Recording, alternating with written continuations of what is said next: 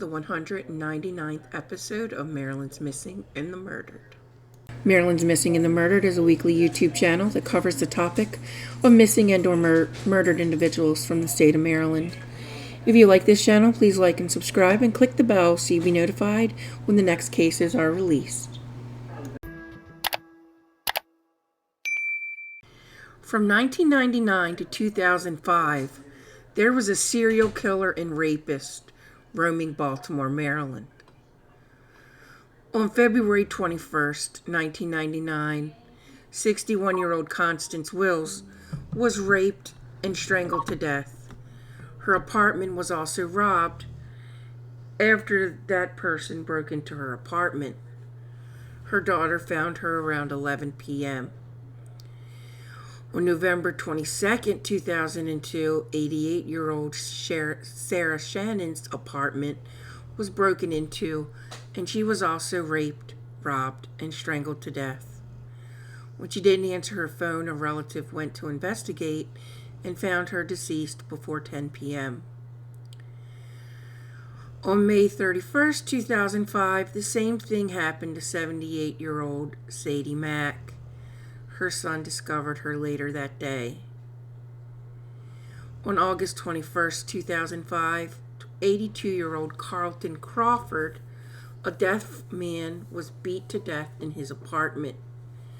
Two neighbors heard the commotion and called security. When security arrived, a man opened Crawford's door and claimed that Crawford had only fallen. He wouldn't allow security to enter the apartment, and when it was threatened that police would be called, the man told them to do it. Before police arrived, the man was nowhere to be found, and Mr. Crawford was discovered to be deceased. On August 31st, 2005, a man knocked on 78-year-old Lydia Wingfield's apartment. He claimed to be a childhood friend of her son Gerald and said that his name was, quote, Money, end quote. When Money left, she called Gerald and told him what happened. Later that day, Money broke into Miss Wingfield's apartment, where he proceeded to rape and strangle her to death. On September 2nd, 2005, a man was found to have broken into a home belonging to a 63-year-old woman. The woman didn't appear to be home, so the man helped himself to her food in the kitchen. He eventually found her hiding in the basement. He raped her and left the home without killing her.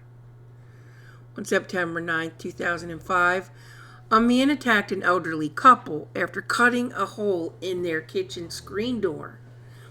He attacked the couple by knife point and demanded $150. The woman told him that she had called the police, and the man left.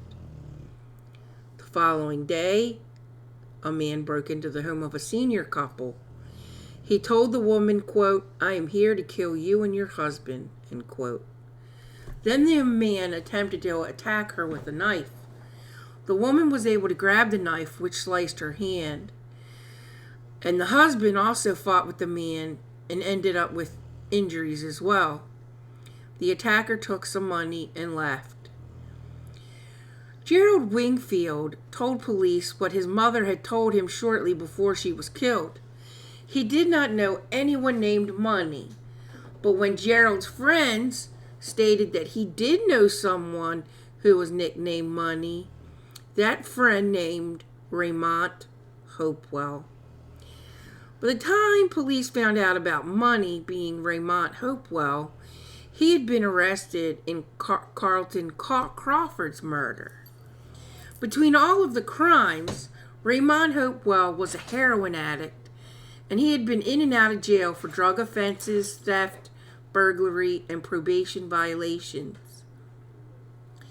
In a police lineup, the security guard from Carlton Crawford's murder identified him as the man who had answered the door. After his arrest, a sample of Hopewell's DNA was uploaded into the system, which confirmed that he had been responsible for all the murders and attacks. In December 2005, Raymont Hopewell was charged with 5 counts of murder, 4 counts of assault, and 1 count of rape. On August 11, 2006, he accepted a plea deal which allowed him to plead guilty to all charges to prevent him from getting the death penalty. On September 14, 2006, Raymont Hopewell was given 4 life sentences without parole. Thank you for joining me this week. If there's a Maryland's Missing or Murder case you'd like to see on this channel, email me at marylandsmissing@gmail.com. Music is by Silent Vengeance. Sources will be listed in the outro.